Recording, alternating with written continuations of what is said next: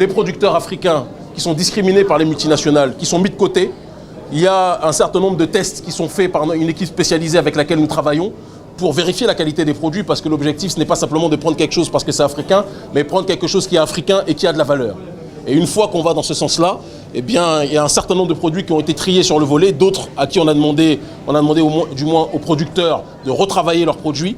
Mais ceux qui sont ici, ce sont les produits qui ont été éprouvés, qui ont été vérifiés et qui sont de grande qualité.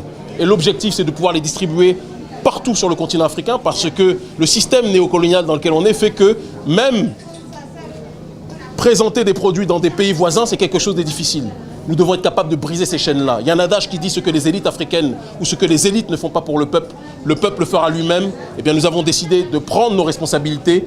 Au-delà du cadre électoraliste, du cadre élitiste en tant que tel, la société civile doit prendre aussi ses responsabilités. Et c'est l'initiative du Centre Panaf qui est le début d'une très longue étape de chaîne commerciale que nous allons mettre en place pour l'autodétermination de nos populations. L'initiative de ce centre est une belle initiative en ce sens que cela propose une alternative à la consommation d'Africains que nous sommes. J'ai visité un peu le supermarché, c'était très bien, des produits majoritairement produits sur place au Bénin et aussi de quelques pays de l'Afrique. C'est intéressant. Cela est une alternative pour toute la jeunesse béninoise. Ça leur permet de faire le choix. Je veux consommer, je m'arrête un instant et je me pose la question. Qui est-ce que j'enrichis en faisant mon achat, ma consommation? Et à partir de ce moment, si la réponse est que je dois enrichir quelqu'un de l'extérieur, je dois prendre une pause et dire est-ce qu'il n'y a pas une alternative chez moi qui peut remplacer ce produit-là? Je pense que ce qui se passe aujourd'hui, ici à Cotonou, avec le Centre Panaf, avec le travail que Kémy Séba fait avec l'urgence panafricaniste, je crois marque pour nous, en tous les cas pour les gens de ma génération, un tournant, comment dirais-je, un tournant important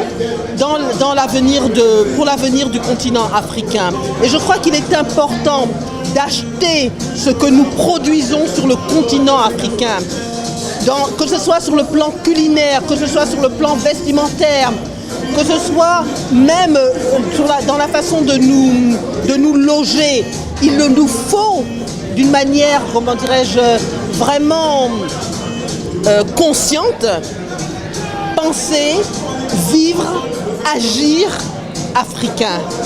Donc j'ai quitté Paris spécialement hier pour être présent pour cet événement, l'inauguration du Centre Panaf, qui est, n'est-ce pas, là, comme vous le savez tous, une manière de promouvoir tous les producteurs africains à 100% africains. On ne peut pas laisser nos États africains être submergés par des produits venant de l'étranger, que ça vienne d'Europe ou des pays arabes ou chinois. Je veux dire, nous avons des producteurs locaux. Il serait grand temps de donner la parole et les moyens à nos producteurs locaux, béninois ou africains, de pouvoir s'imposer ici en Afrique. Sinon, aussi longtemps que nous laisserons la place à des étrangers, nous souffrirons, n'est-ce pas, d'avoir des problèmes de sous-développement, des problèmes de chômage. Donc faisons-nous travailler nos gens d'abord. Priorité aux Africains. Et comme disait Marcus Garvey, l'Afrique aux Africains, c'est le combat. La prochaine étape, c'est que nos populations puissent accéder à l'autodétermination et ça se fera en plusieurs strates.